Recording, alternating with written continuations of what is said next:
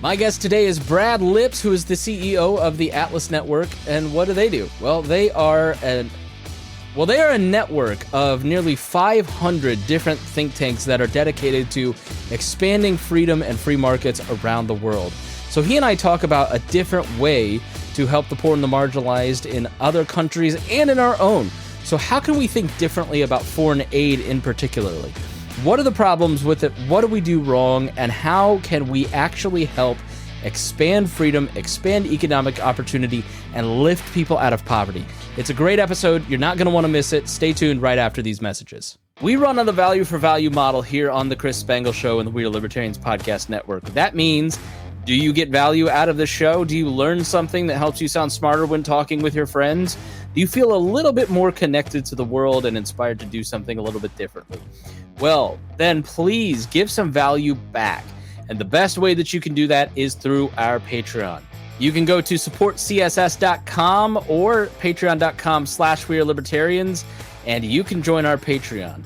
Not only do you support the program and the entire We Are Libertarians podcast network by helping pay all of the bills, you're also going to get ad-free shows. You're going to get early releases, sometimes months in advance in terms of episodes that haven't been released in the public feed yet. You'll also be able to get the full archives, the full RSS feed of all the past episodes. And there's even a tier that you can come on the show, or you can have your name mentioned every episode, like I am about to do right now. Thank you so much to our $100 a month members, especially Vincent Picole, Matthew Durbin, Jason Doolittle, Christy Avery, and our good friend Reinhold. Thank you so much for supporting us, and we appreciate everybody that considers making a contribution today. Brad Lipps, thanks so much for joining me here on the program. No, thanks, Chris. So tell me a little bit about yourself. I know you've been at Atlas for a long time. How did you get involved in working in the liberty space? What inspired you? Yeah, so I had an uncle who had been involved in the LP back in the late 70s, and he went to Cato Liberty Fund. He was trying to interest me back when I was in high school in the ideas of liberty, and it fell on deaf ears for some time. But after I got out of college, I wound up working on Wall Street for a little while, and then started to take a real big interest in public policy issues. I was turning to the op-ed page instead of the finance page that I should have been paying attention to. And I figured I was young enough at that time that I could do a career change and try to devote myself to ideas that really I came to think are the most important in the world. And that I could be a part of some interesting history. Because I foresaw, as I understood the unaffordable nature of the entitlement state that we've built, I figured there was going to be some sort of comeuppance, and I wanted to be working alongside the good guys to try to protect what has made the United States resilient, free society over centuries, as imperfect as we've been. And that was the impetus. And I wound up landing at Atlas Network 25 years ago and have found it to be a really fascinating place to call home. Let me go off on a tangent. What are the values that make America great? What were those principles that inspired you? Yeah, I mean, I was brought into this via Ayn Rand, and she started to make me realize that there is such thing as natural liberty and a way that people voluntarily interact when they look out for their own self-interest. And she liked to use the term selfishness. I don't think we have to think that's an off-putting way to phrase it. But if we're all looking out for how do we make the most of our own lives? There's something that's really noble about that. And it's something that I think hasn't been part of the cultural DNA in many other countries. And part of the way that we became resilient was by respecting everybody's right to their own property and their own dreams, and let them make their own mistakes. And it was that kind of thinking that ushered in incredible productivity that we're all the beneficiaries of. But I think one of the things that you realize is that with all that cultural capital, you can coast for a while and you can make mistakes for a while, but we can't do that forever. And I fear that we've been eroding the cultural capital that has helped the U.S. be a mostly free society for a long time. And if we don't all really appreciate this is something that has to be worked for intentionally, we're at risk of losing it. Yeah, one thing that I like about your career and the books that you've written, you're the author of several books. I own a couple of them, including your book on liberalism. you you may have Ayn Rand's selfishness kind of at the core, at the front there, right? But that's not really what motivates you every day in your work at Atlas and in your writing. It really is about peaceful cooperation and raising people up. And one of the things that I love about your work is that it's like, how can we empower the community to work together? So how does hyper individualism and that concept of self-ownership contribute to building a community that works for even the most poor and marginalized? Yeah, I guess that maybe that's one of the things that I came to really appreciate when I got involved with Atlas Network way back when. The Atlas Network is known within the liberty movement as a global organization with lots of international partners, lots of international aspects to the work that we do. And I started to take a real interest in how the way that these issues play out in other parts of the world helps us, I think helps normal people in the US get out of their sort of political tribes and to start to realize, without this sort of defensive, well, whose team are you on? They start to realize that sympathetic individuals who have been excluded from the global economy, once you take to heart their interests, you start to realize why these principles of liberty really do work for everyone.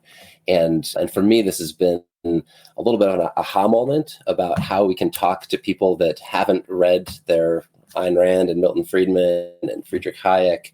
I think that to people who have not been immersed in the literature that you and I care about, they can be very suspicious about people who talk about rational self-interest and all these ideas. One of the things that I love that Students for Liberty did some years ago is that they took that old Gadsden flag, "Don't tread on me" slogan, and they switched it to "Don't tread on anyone."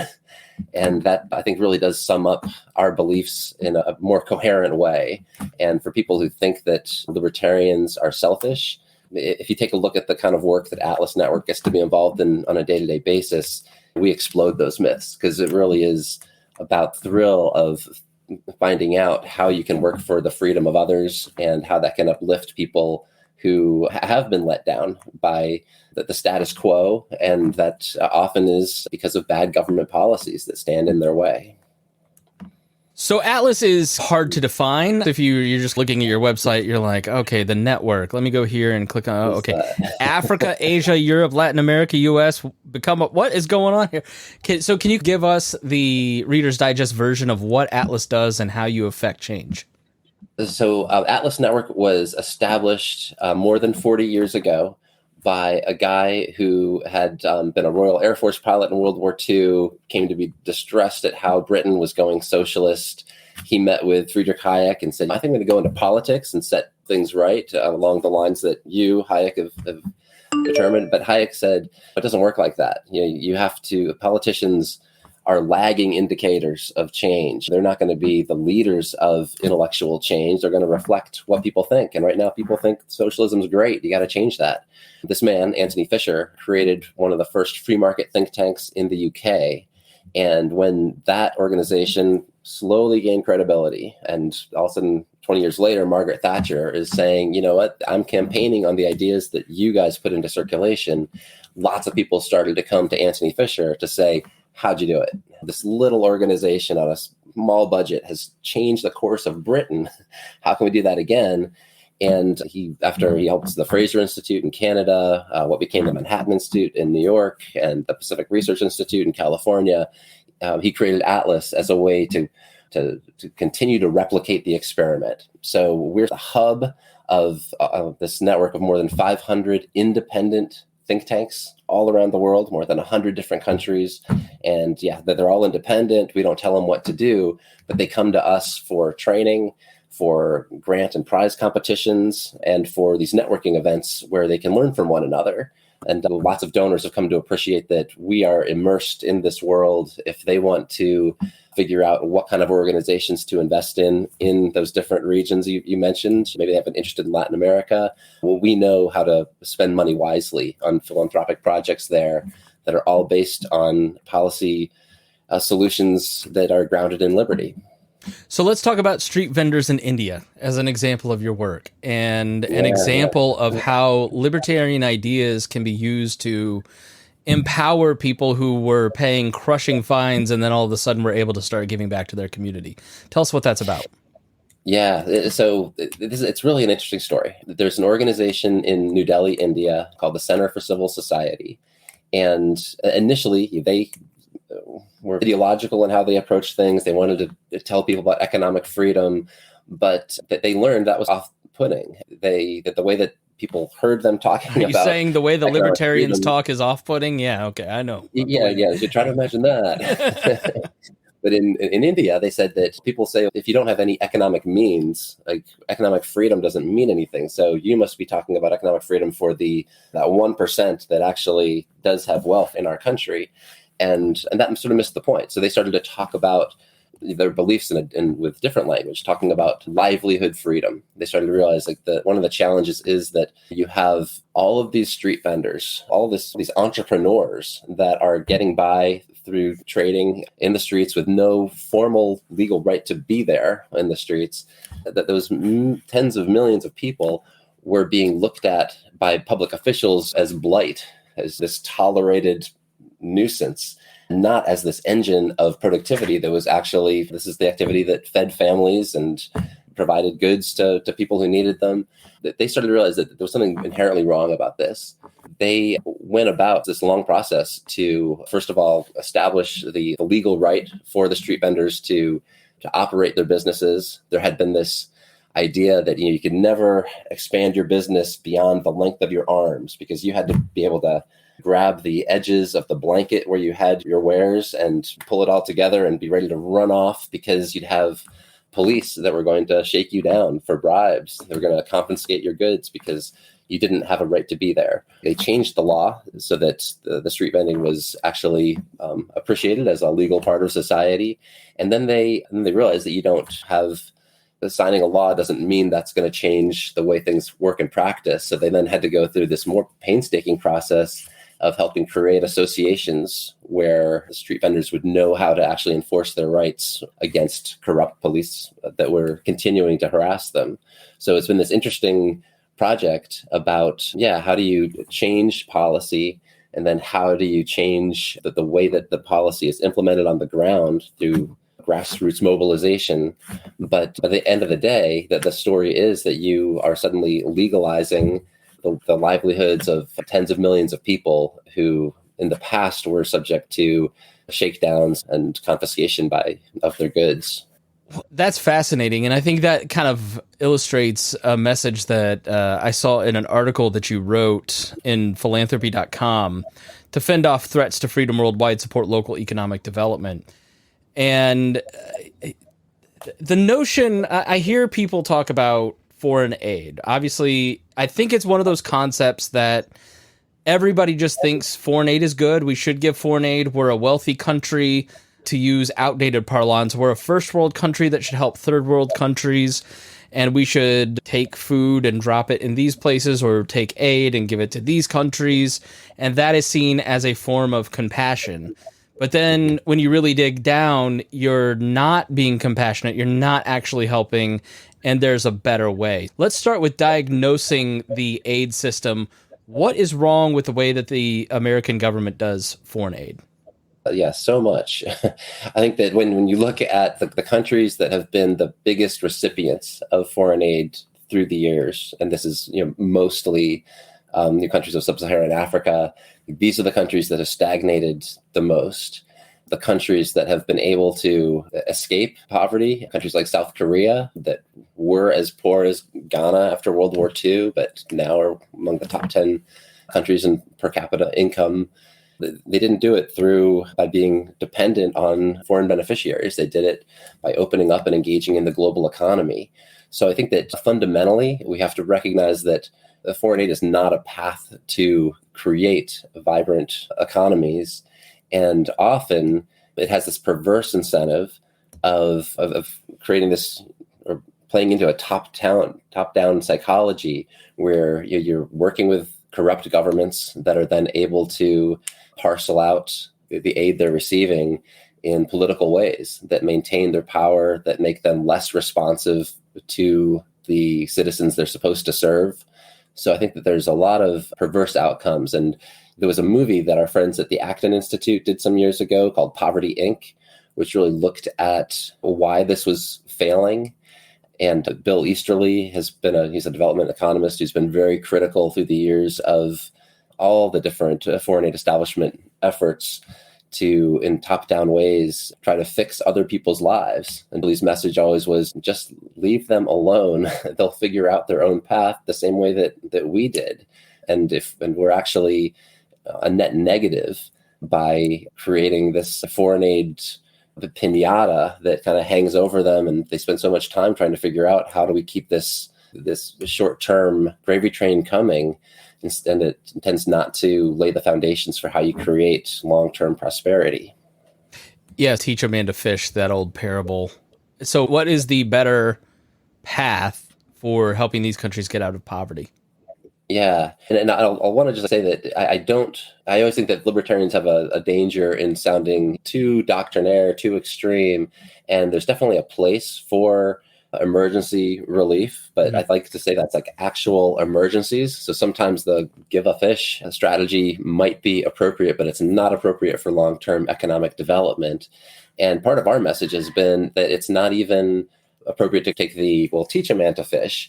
I think that also misdiagnoses the problem, because you have lots of misguided efforts where people are going in and trying to teach entrepreneurship to people in poor parts of Southeast Asia or poor parts of Africa. And that also has this patronizing attitude, as though people can't figure out on their own how to create value. So if only you knew how to sell and barter for goods, if you need us to teach you. Exactly. Yeah, that makes a lot of sense. Yeah. So what does helping look like that is actually helping and that is not paternalistic and condescending? So I think like the extension of that metaphor would be, establish the legal framework where people have the property rights that would allow them to create fisheries and similar businesses. And you'll see them suddenly being able to create wealth, not just for themselves or their families, but their whole communities. So it's really about creating inclusive economies that give rights to the poor. And that's the message that we've taken to a lot of our partners around the world, who are in some ways motivated by this ideological insight about why freedom tends to work. But they also are looking very practically at what are the problems that are preventing normal people from thriving. We had this wonderful situation with our partners in Burundi, one of the poorest countries in the world. And they had this horrific problem where a lot of the traders that would go back and forth across the borders to neighboring countries, their whole business would be just to get a sense of what's scarce on the other side of the border. And if they had it here, then they'd be just moving goods that way. But they would be subjected to all these regulatory requirements, where I think it was like they needed 11 different types of paperwork to cross the border. And this would mean there was like all these different opportunities for corruption, for bribes, and then a lot of these were female traders subjected to sexual violence, just horrific situations. And our partner in Burundi simplified the process so that there was just one piece of paper that they could get renewed monthly, one point of access that they had to deal with the government in order to do the trading they were doing. So it's just like little things like that aren't obvious from where we sit in the US. Atlas is a US organization, but our whole modus operandi is to be really deferential to the knowledge that our partners have of what's actually the priority on the ground. And we can help them think through their business plan, help them learn from others. But it's really that the exciting part of our work is that we're working with people who believe in economic liberty, but also who have insights into what the challenges are that actually make a difference in letting people build wealth for themselves. That doesn't sound like exploitative capitalism to me at all. How do you deal with the challenge that, look, you just shouldn't be there, and capitalism and free markets in general are exploitative and keep people more oppressed? Like, that is a growing, pervasive piece of thought here in America that I'm sure you're running up against more as society kind of changes. How do you answer that? Yeah, it's really fun that we get to work with so many great scholars from different parts of the world. And we have a wonderful woman who works with with our African initiatives named Magat Wade, who herself is a student of George Aidi, a Ghanaian economist who passed away about a year and a half ago. And she's a wonderful proponent of this idea that Africans have this wonderfully rich trading history, and really the colonial legacy that they suffer from is that of bureaucracies that were left over by the European colonial governments that were set up when African nations got their independence. The big mistake was that they just assumed that you could get rid of the European governor and then put in the native governor. But if the institutions and bureaucracies they were running were the same, they're going to have the same bad results. So I think that it's a really important part of the battle of ideas is to show how there are classical liberal foundations to so many societies, and to reject this idea that it's somehow a sort of a Western imposition, that these ideas are actually part of a natural liberty heritage that you can find in almost every society. Before, you had, I'd say, the bad Western ideas are the ones that came from Rousseau and Marx, and those are some Western thinkers that have screwed up a lot of nations around the world. Let's blame them for once. But don't get us started. We'll go on forever. So one of the things that you talk about in that article is one of the challenges is the different concepts of freedom, right? So I think to you and I'm here in Indianapolis, I don't know where you're at, but we have one version of freedom, right? And even within our own communities, our grandparents or our sister may have a different version of freedom, right? But when a group dedicated to expanding freedom goes across the world into different cultures with different sets of preconceptions and worldviews, what does that look like? What are some different views of freedom? I think liberty, that's just, liberty from the state, right? But freedom, what does that look like in other places? Help expand our vision as American libertarians? And then how does that present challenges? Yeah, it's a complicated question. I guess part of what I find myself trying to do is just find a lot of common ground. And thankfully, I think that our classical liberal principles give us the vocabulary for that. Right now, I think there's a lot of tensions in the U.S. as you've had the old fusionist coalition that Bill Buckley, Ronald Reagan would celebrate, where said, hey, libertarians can work with social conservatives and anti-communist sort of foreign policy hawks, because there was enough common ground that we could get some things done. And it led to some positive results for those of us of a more libertarian persuasion. Now with the turn here in the US, and I think in a lot of Europe also, towards the ideas of national conservatism, we're losing that appreciation for individual liberty as the basis for what we're doing. But I do think that part of the good news that Atlas Network gets to share is that in places all over the world where a lot of our fundamental liberties are not enjoyed, when we talk about our friends in Muslim majority countries who are really fighting for tolerance and free speech and free society values, like within their own context, they're doing some courageous work that helps us remember that we shouldn't take for granted all the blessings that we have about living in a society that tends to appreciate some of those basic values. All right. I promised to keep you at a half an hour. I could talk to you forever, and I hope to have you back very soon to talk about some stuff. But it is shameless self-promotion time, and I don't want to go without asking, where can people get involved? Do you have events that people could attend? What is Atlas Liberty working on, and what else would you like to promote? Yeah, at atlasnetwork.org, you can get a sense of the work that we do. If you're in the freedom movement, we have the best training curriculum for organizations that are trying to learn from their peers throughout the world in getting better at the work we're doing to promote ideas and public policy options based on sound ideas of liberty. And what I think some of your viewers will probably especially is we have 5 international events that we run each year, the largest of which is in New York every November. It's called our Liberty Forum, attached to a gala freedom dinner where we celebrate some of the most impactful work that's being done for liberty. And it's there that you can meet people from, usually there's 70 countries represented, people from our partners who are doing some real inspiring work, sometimes at great personal risk. So getting to meet those people, learn how they see the world, and cheer them on is, I think, a very worthwhile thing, and also really energizing when you realize you can be part of this community that's taking an active leadership role in showing how pro-liberty ideas work in practice. All right, Brad Lipps, thanks so much for joining me here on the show. Yeah, thanks so much, Chris. A lot of fun. And thank you for joining us here on the program. We appreciate you. And if you learned something, share it. Please also leave a rating and review on iTunes or Spotify. And if you have any questions or comments about this episode, go to chrisspangle.com and leave one there. Thank you so much for joining us here on The Chris Spangle Show.